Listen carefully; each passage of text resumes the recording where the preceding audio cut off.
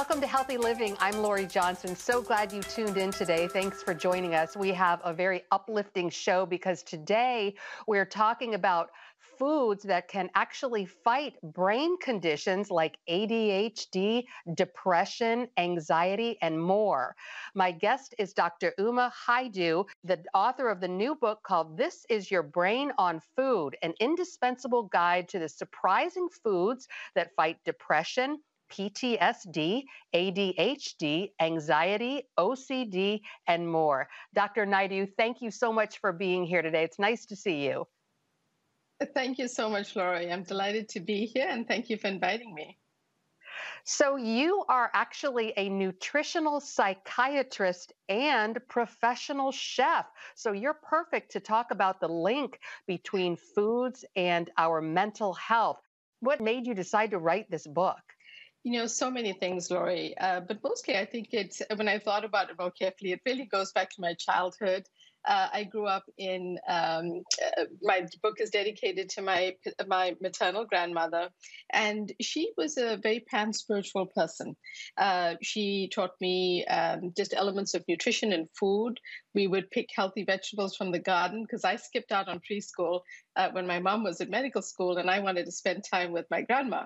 And so she'd be cooking in the kitchen, we'd eat our meals together. But also, when I say pan-spiritual, we had the Hindu deities in the home, in a prayer place, but we also had a picture of Christ. And I say that because I think that I brought that openness with me to psychiatry and to mental health, feeling that people needed more options just to feel emotionally better.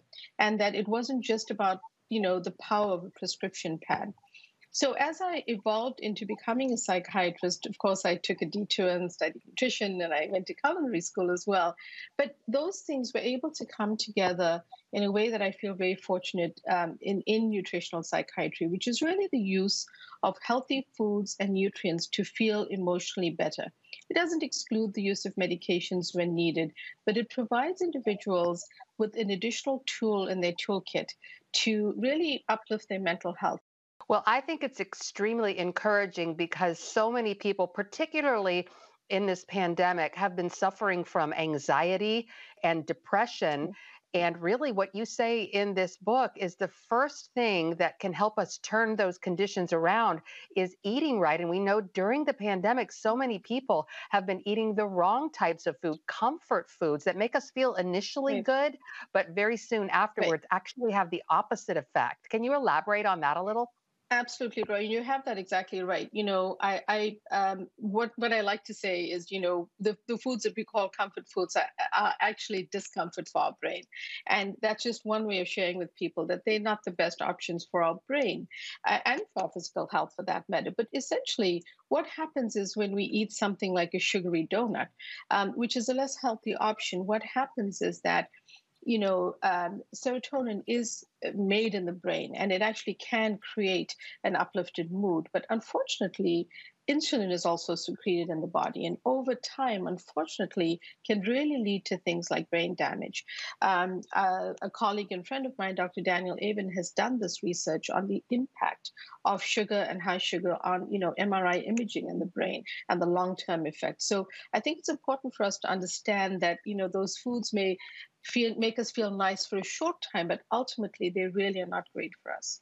Can you again sort of drill down on the impact of sugar in particular? I know you like to Yes. talk about other products as well, all types of Yeah. processed Yeah. foods, but sugar in Sure. particular and the brain and how it can be harmful because a lot of people know sugar can make us overweight, but they seem to think it stops there. That's right. You're absolutely right. We are so used to having these conversations with a doctor around, a family history of diabetes or some pounds that we gained during COVID, of which, by the way, many people are struggling with that. But the reality, Laurie, is that sugar has been shown in several research studies to worsen depression, to worsen anxiety, to basically impact these things in a way that is really not good for us. And it's not as though anymore it's just a thought that maybe we don't feel good. This has now been shown, and I think we need to start paying attention to it. The problem is that I think that people get caught up in that good feeling, right? And that they feel initially, and they don't realize that the calming effect initially of serotonin also causes these long-term effects that are worse for our brain. So, for example, when we have insulin released in the body, there is a way in which tryptophan, which is a natural amino acid building block for serotonin, it is actually starts to enter the brain and is converted to serotonin. So people are absolutely right. They do feel that uplifting feeling for a few minutes, but the problem is these long-term effects. Studies have shown that, a recent study in February in Journal of Nutrition showed that many foods are created with these extra sugars and additives that almost addictive. They are made hyperpalatable. And when we eat these foods, we want more of them. And other studies have shown that the way that sugar is impacted in the brain actually affects the reward pathways where dopamine is involved, the neurochemical dopamine. And that is the exact same neurochemical that is affected when someone is abusing a drug like cocaine. So what we need to understand is that sugar can actually become addictive, and the long-term effects of eating those sugary treats, having that nice feeling for a few minutes, ultimately causes very high blood sugar levels over time and are associated with things like brain atrophy and dementia. So, eating those simple carbohydrates and those sugary foods ultimately are not good for us in so many ways. Can you talk about the effect of sugar and chronic fatigue? A lot of people, when they eat sugar, they feel so tired and sluggish afterward, and they don't realize, why they don't have any energy to just get through life. Absolutely. One of the things that we also just need to break down a little bit is the gut brain connection. And the reason I say that is that the gut brain connection is not something that, if you went to medical school 2 decades ago, it wasn't something that doctors studied. It's an area of research that in the last 2 decades has really burgeoned. And I'm mentioning this for a reason, because sugar is one of those things that impacts the gut brain axis. So people talk about the gut microbiome or the gut microbiota. Essentially, the gut and brain, even though they are in different parts of the body, they actually arise from the very same cells in the embryo. And then they divide up and form these two organs, and then they remain connected throughout life by a single cranial nerve, the 10th cranial nerve, called the vagus nerve. And the vagus nerve acts like a two-way superhighway, working 24/7, 365 days a year, allowing for chemical messaging back and forth. And the importance of this is that the brain and the gut are always communicating. Now, another thing that people should know, especially for pandemic times, is that 70% of our immune system is the gut. So how we eat also affects our immunity. And in addition to that, people know about medications like Prozac or Zoloft, which are selective serotonin reuptake inhibitors, but more than 90% of the receptors for serotonin are in the gut.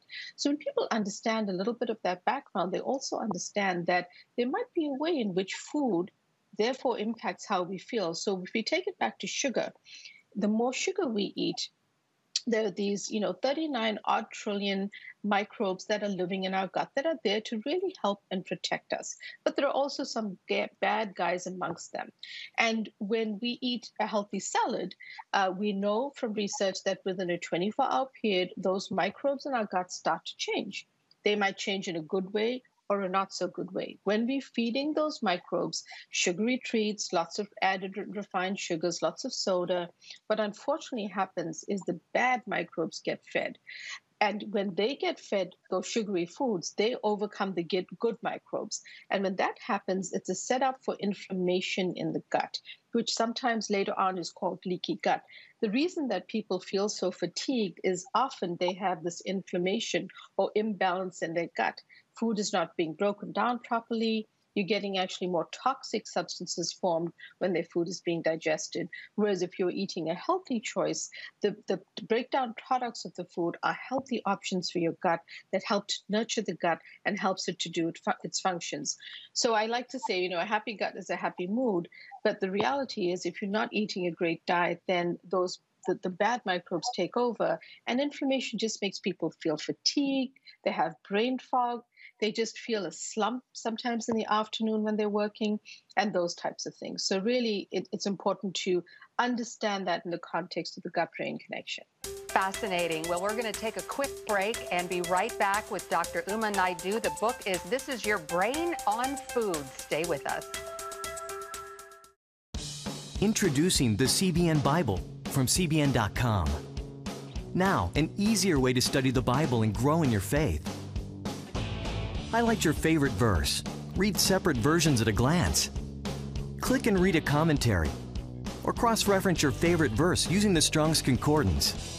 All the right tools to study the Bible, all in one place. The CBN Bible, available at cbn.com/Bible or the iTunes App Store. This is CBN News Watch. Thanks for joining us. Watch breaking news, exclusive stories and programs, credible news reporting. We show you what's happening in the world and how you can pray about it. This is CBN News Watch, because truth matters. Weekdays at 5 on the CBN News Channel. Woohoo! Hi, Superbook fans. Here's something else you'll love. It's the new Superbook Bible app. It's packed with games, activities, and Superbook episodes that you can watch for free. Oh, no! There's trivia, a fun daily devotional, and answers to your Bible questions. Plus, an easy-to-understand Bible the whole family will enjoy. You can even create your own Superbook character. Ta-da! Whoa! No super falls, man. Come. Sorry, pardon me. Sorry, excuse me. Ouch! Are you getting this? Earn super points to win daily prizes, too. And so much more! Time to get back to my adventures. See you soon!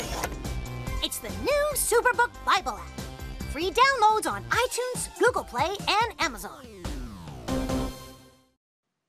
Welcome back to Healthy Living. My guest today is Dr. Uma Naidu, the author of the new book called This Is Your Brain on Food, an indispensable guide to the surprising foods that fight depression, PTSD, ADHD, anxiety, OCD, and more. Dr. Naidu, you were talking about the link between the brain and the gut, but you also said certain foods can affect neuroplasticity. Can you explain what that is? Absolutely. You know, many years ago, Laurie, we thought that the brain was an organ that couldn't evolve and change. But more recent research over the last few decades has showed us that, in fact, our brain can change.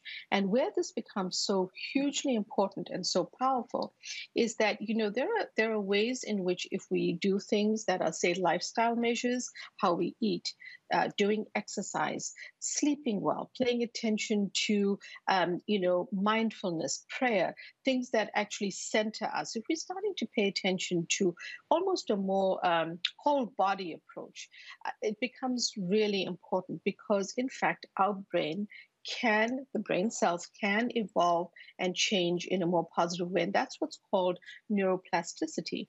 And where food comes into this is that the inflammation that I mentioned in the last, when you asked me the last question, well, that gut inflammation, that imbalance in the gut can actually, in a feedback loop, start to call what we call neuroinflammation or inflammation in the brain. And that is where, as a doctor and as a psychiatrist, and my work as a nutritional psychiatrist, I will see an uptick of someone with mood symptoms, or I'll see someone who has new onset of severe anxiety, because that basically has led to inflammation in the brain.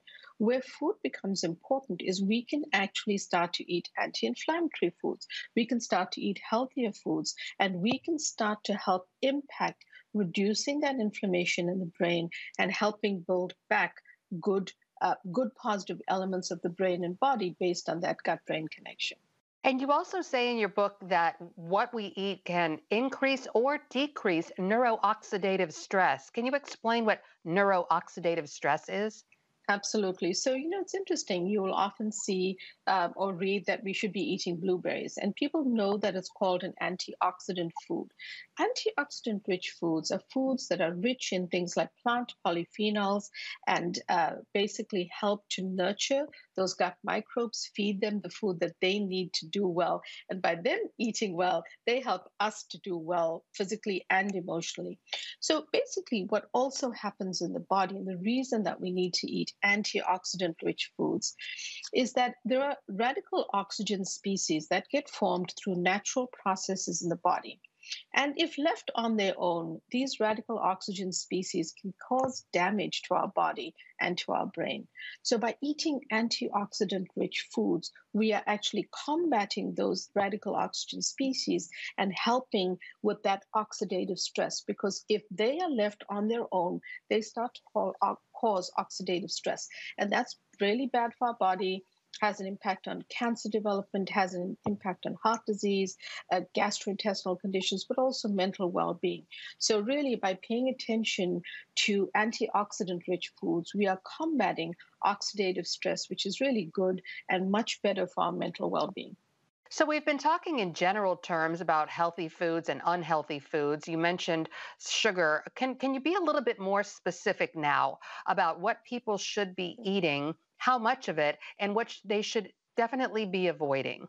Absolutely. So it's sometimes easier to go through the shorter list, Lori, because I always like people to feel they have more choices rather than saying you can't eat this and you can't eat that. So let's start with those and get them out of the way.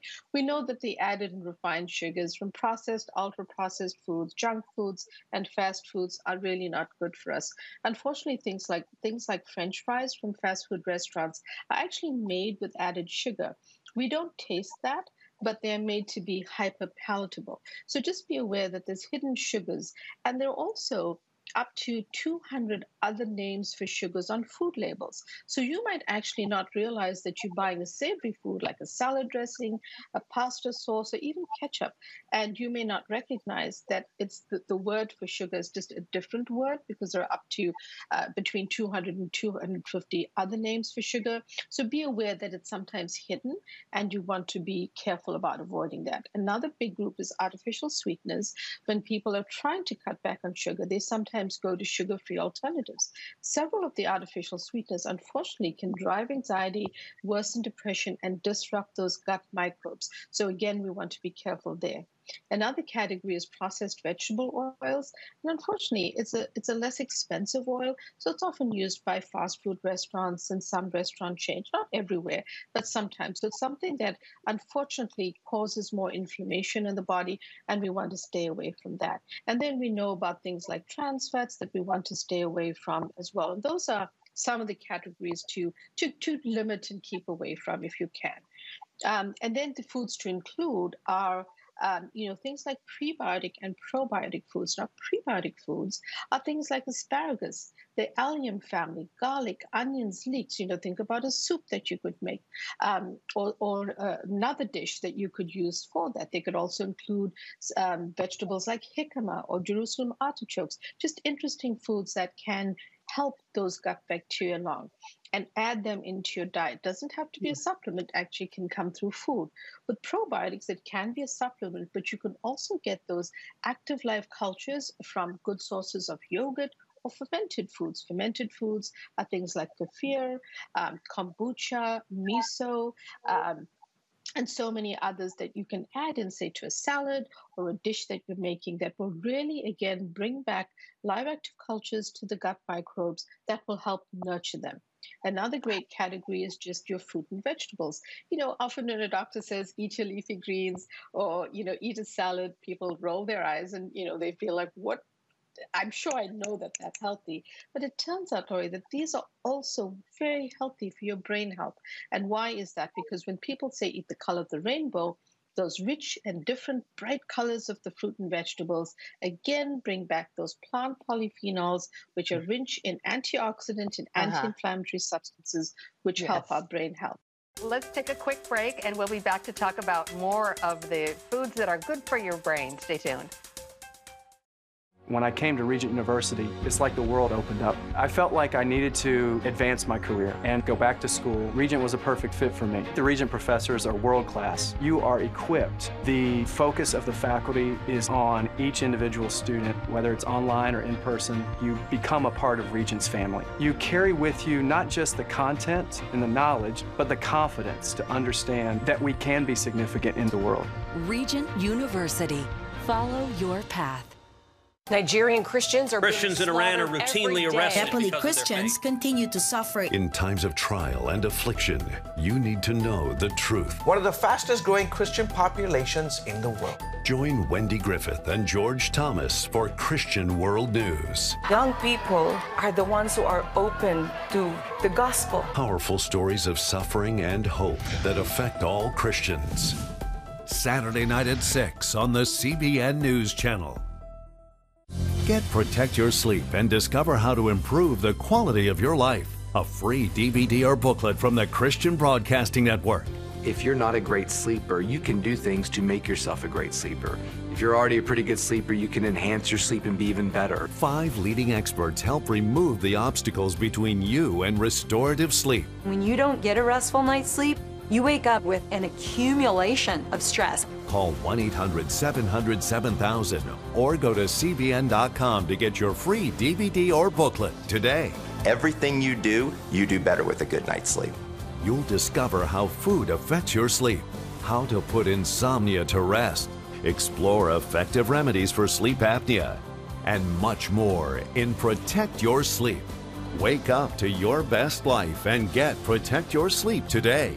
Call 1-800-700-7000 or go to CBN.com to get your free DVD or booklet.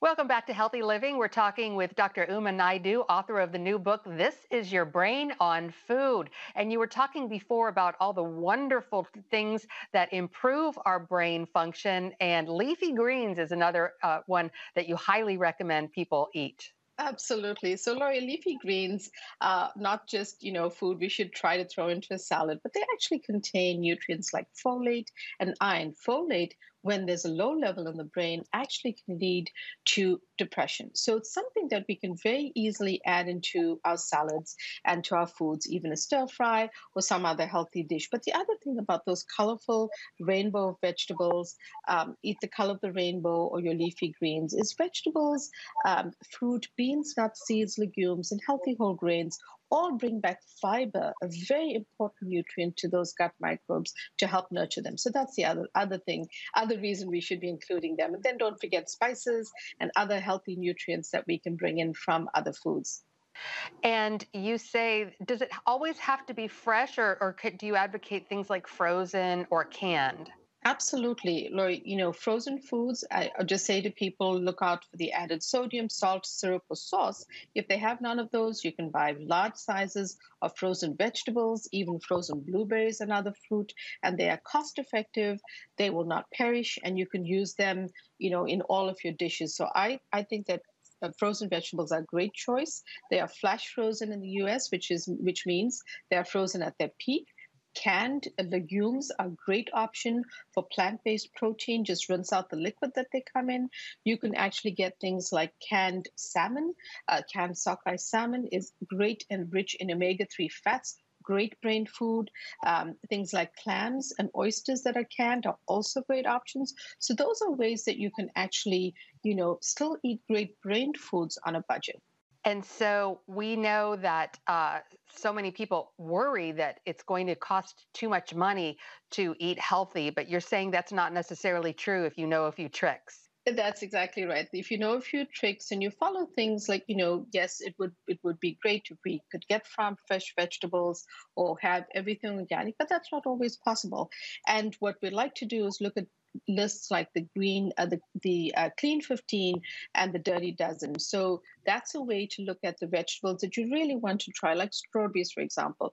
Best to buy them organic, but there might be something else that you don't have to buy organic. And then there are those center aisles which have things like beans, dried lentils, and the canned goods we spoke about, which are great options for you, and are healthy foods that you can add to your diet. All right, we're going to take one final break and be right back with Dr. Uma Naidu. The book is This Is Your Brain on Food. Stay tuned.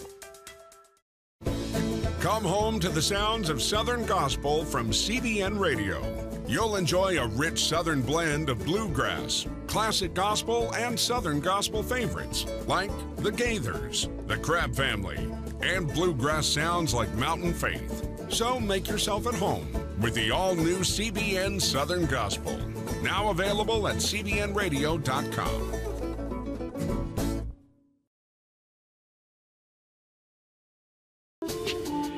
It's about the competition. I kind of put that pressure on myself, and I think people had expectations. It's about overcoming. We use this phrase all the time, keep chopping, keep practicing hard. It's about going the distance. You know, I think as a father, it's my job, to lead. Just be the best husband and father I can be. Watch Going the Distance with Sean Brown Saturday night at 7:30 on the CBN News Channel. Life. It's meant to be lived fully. Jesus said it. I came to give you life. Life to the fullest. Life in your family. Life in your finances. Life in your body, mind, and spirit. Life in your everyday.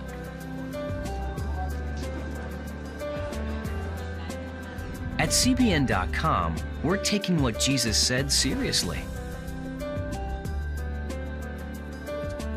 We're here to help you discover life.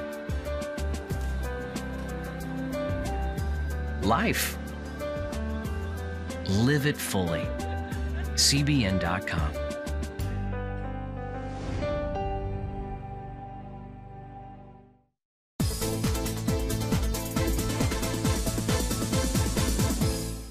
Continuing our discussion now with Dr. Uma Naidu, author of the book, This Is Your Brain on Food. And it's wonderful to understand how certain foods can improve our mood. And Dr. Naidu, we're running out of time. Any final thoughts? Absolutely. I think that we need to understand that the silent pandemic going on is one around mental illness, or just people feeling more depressed, more blue, not sleeping well, feeling extremely stressed and traumatized by everything that's going on.